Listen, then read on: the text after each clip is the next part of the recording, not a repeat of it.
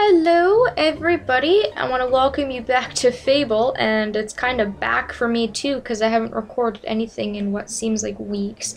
I'm in Bowerstone because I figured it would be kind of a good place to show my hero off because there's no weapons on me. As you can see, we made a little bit of cosmetic change to my hero. I went ahead and I got some tattoos because I haven't done so in the game so far, and I figured what the hell, why not? People didn't really give me suggestions for tattoos, they just said not to put it on my face. So what I've done is I've gone ahead and I've got a chest tattoo. Kind of looks like the Superman symbol. It's kind of what it reminds me of, I don't know why. So I got a chest tattoo, I got a back tattoo, and I got a shoulder tattoo. I didn't realize when I bought the tattoos that the shoulder and the back would kind of overlap, but I chose tattoos that were not threatening overall and that were attractive. So my alignment's still good. I had a lot of other choices, like I had a lot of choices for arm and leg and face tattoos, but I just didn't want them because they were either scary or, you know, evil or whatever. And I also went ahead and I changed my hairstyle, and I got a beard, because I figured why the hell not? We haven't had a beard like our entire life. Our hero's been, you know, bald, so went ahead and I changed a little bit of a like younger looking haircut and a beard, and yeah, so did a little bit of cosmetic change. I'll put some clothes on now. I just wanted to show that off.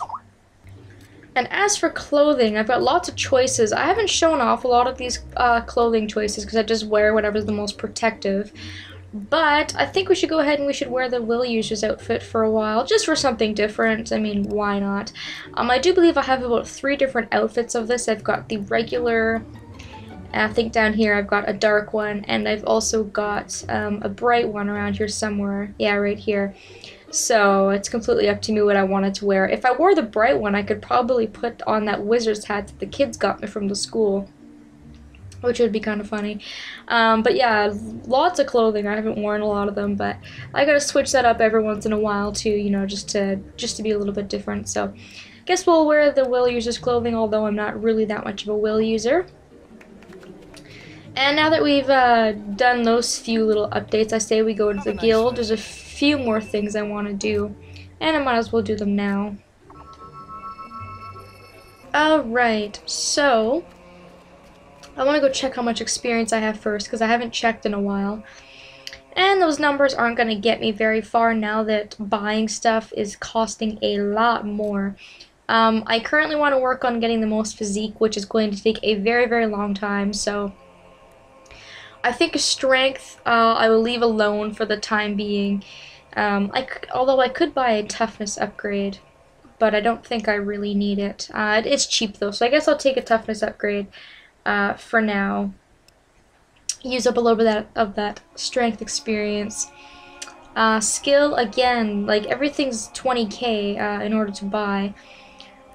Speed is only 8,700. I suppose I could buy that as well.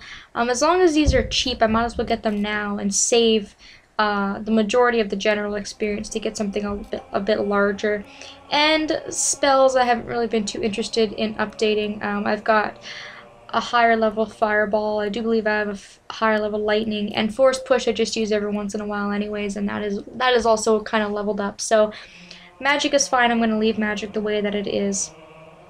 A few little upgrades, and hopefully we can work on getting some of that experience boosted up in later quests. I wasn't sure that there were quests to do, actually, but there are, which was kind of surprising, because I don't really want to go ahead and do the storyline quest yet. I want to do a little bit of fooling around. So I guess to start out with, we can take the Darkwood Lake quest, and we can have a choice between these two. Execution Tree Rescue is going to get us some negative alignment to kill the guards so that their leader won't be executed, or we can protect the bandit so that the executioner can actually kill him, which is probably what I'll do for some positive alignment, because the money isn't much different in either of these. So I guess we will take the Execution Tree quest. That'll probably be a little bit more challenging as well. So not many quests to do, but the next one we're doing in terms of storyline is a rather large quest that I just really don't feel like doing for the time being. And I also went ahead, last but not least, I forgot to mention, I got a new weapon. This is a Master Katana. This, I think, gave me plus 11 attack from the old weapon I had, and I put some augmentations on it. I put a piercing augmentation and a flame augmentation, and I still have room for one more if I wish to put something else on there, but it's a light weapon, so I should be able to swing it a lot faster and cause some major damage, which is what I'm hoping to do. And I guess what we can do is we can start out by doing the Executioner quest. Sounds like that might be a little bit fun to do because I haven't really had anything else I wanted to show off. I'm currently working on getting some money so I can buy some property. I've killed a bunch of people in Knothole Glades so that their houses will be for sale, which, you know, sounds awful, but Knothole Glades property is very, very expensive. So I'm currently working on getting a wife and some property there, so hopefully these next few quests are going to help me. Alright, so back to Bowerstone we go. This seems like a very familiar location. Last, I guess, update that I wanted to kind of throw in is that I was kind of juggling the idea of having Lady Grey as my wife because she's a terrible person. But I've decided to kind of keep her as my trophy wife, and I do believe she actually gives you really, really good stuff if you keep her happy. Like, she gives you really good weapons and augmentations and really expensive things you can sell, I think, that I know of. So I'm going to keep her as my wife just for the sake of doing so, and I also don't remember getting any positive alignment from that quest for, you know, keeping the fact that she was a murderer. So yeah, apparently that quest, you know, came with no real bad things, so alright, I think that's about it for updates. I've wasted enough time in this video. I guess we'll go ahead and maybe see if I can squeeze that quest in. Let's do it. Well, look who it is. We better get moving now you're finally here. The executioner don't like to be kept waiting. Oh no. Keep your eyes peeled. This scum's bandit friends might try and free him on the way up the hill. Wouldn't be the first time, I can tell you. Oh, yeah, and don't get no funny ideas. The only one who's going to be slicing this man's head off is the executioner himself.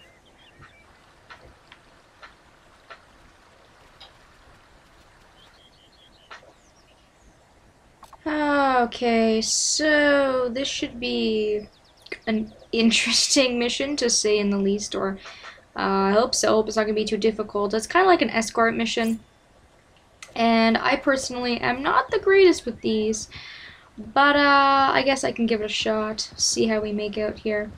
This quest, as I remember, can be kind of difficult for a few reasons. The first one, obviously, is that you have to not only escort the bandit, but you have to make sure that the guards don't die. And I'm going to mute my game volume because the guards talking is extremely distracting to me. They don't say anything important, but like for me as a Let's Player trying to do commentary, when they're talking, it's really, really distracting. And when the bandits come up, you have to destroy them, obviously. And the prisoner is going to try to get away if you get too far away from him, like if he's got no guards by him or you're busy fighting enemies. And if he gets toward the exit, you actually fail the quest. I do believe you also fail the quest if both of the guards die, so it's kind of a lot of babysitting because obviously these guards take a crap ton of damage. So, and then when you get to the very, very end of the area, you also have to go ahead and have to wait for the guards to go through. So, yeah, it's kind of a slow-moving quest because everything kind of moves slowly, in my opinion. But I think we can probably do it. I mean, it shouldn't prove to be insanely challenging or anything like that. So yeah, you have to wait till they go through the gate like that, and then when they do, you can, I don't know, heal up if you want to, or change weapons or something. You don't have to worry about the bandit for a while. I'm not gonna bother looting anything in this area. I'll come back and do it later. Although I think most of the things I've already looted anyways. I'm waiting for bandits to come out. There they are. I wasn't sure where they were gonna come out at, but I think the guards sometimes will also like warn you if the guards know they're going to be close by. I think they'll like tell you, like, oh, you know, the bandits are gonna come out of that house or, you know, something like that. But the game's kind of nice because they only really give you, I don't know, like 2 or 3 kind of ambushes per screen, which is quite fair in my opinion. They kind of balance it out pretty nicely, so it's good stuff. So da-da-da-da-da, just keep following. He's a cocky bugger, isn't he? You'd think imminent beheading. Like I said, I have not much to say. Again, I haven't recorded in about 2 weeks almost, and this quest doesn't give me a whole lot to talk about. Just kind of taking my time with it. I don't think I'll fail it though. The new weapon seems to be working really quite nicely as well, as you can see. I'm like slicing through these bandits. Like 3 or 4 hits and they're pretty much done. And if you chase after the bandit, he's like, "Oh god, please don't kill me," and like scurries back as fast as he possibly can. It's rather funny actually, because he scurries back so quickly. It's kind of comical actually, in my opinion, anyways.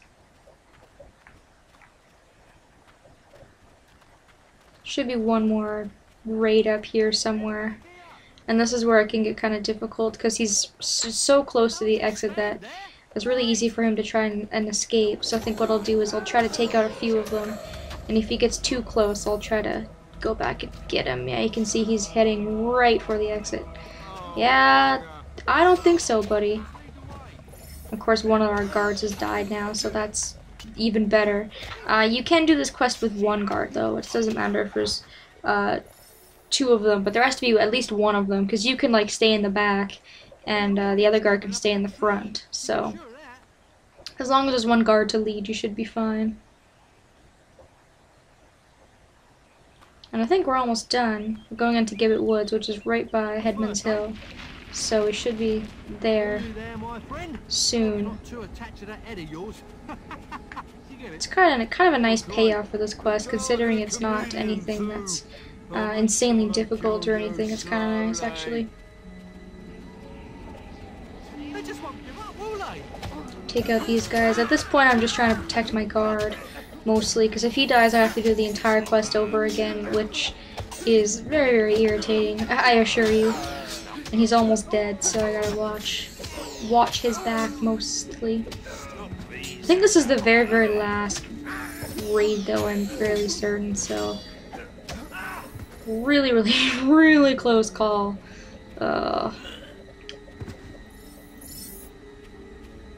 Keep on moving. Get your skinny butt up there. He doesn't even look like a bandit. He just looks like some homeless guy. Well, to me he does anyways. I don't know. Maybe that's just me, but I mean, he doesn't have the whole menacing bandit sort of look to him. He kind of just looks like a prisoner that they've been starving and haven't showered in like a whole year or something.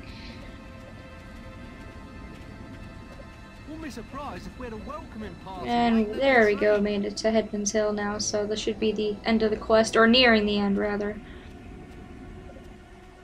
Because I mean, this place is called Headman's Hill for a reason, obviously. It's where they behead people, you know, where the executioner is. And also, if you accidentally kill the bandit, you'll also fail the quest. I forgot to mention that, but the guard at the beginning mentions it. He says, "Don't get any funny ideas." So... one more little raid to take care of. This is kind of nice though, because at this point the executioner will also help you, which is kind of nice. You can see he's up there. I would assume if the executioner dies, you would fail the quest as well, but I think he's kind of a tough cookie. I don't think he's gonna, you know, die or anything, or I wouldn't, you know, I'd hope so anyways. Hope he wouldn't just bite the dust. There we go. Quest is all done.